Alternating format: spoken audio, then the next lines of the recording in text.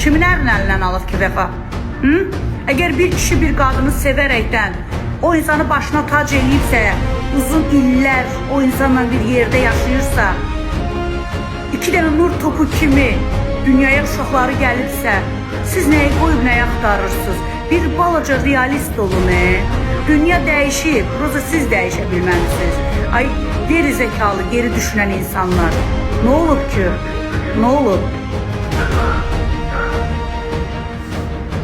Gözəl Göyçək xanımdır, Gözəl Göyçək evlatları var, Gözəl Göyçək ailəsi var. O qadını uca görürlər, səhnədə o qədər təkliyirlər ki, Allah'tan qorxun, başınızda Allah var, Allah'tan qorxun, Allah qorxusunu canınıza salın verir ki, hansısa bir qadının arxasınca danışmaqdan öncə, rişxənd etmədən öncə, oturun, düşünün nəysə, yetim qızdır da, neyini ki, bir çörəyini qazanır da, kimdən nə işi var? Hələ mən hekmə işləmişəm ki, vəfa kimisə çörəyinə faizçılıq eləsin, kimisə çörəyini kəssin, kiminsə suyuna zəhər qatsın, kiminsə qanını qaraltsın, sadəcə olaraq o da mənim günümdən yazır qız.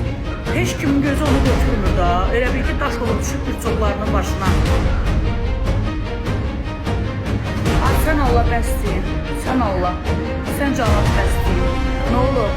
Tək ayaqlarının üstündə dayanır. Nə olur? O çox qızdır, əcəb eləyir, yaxşı eləyir.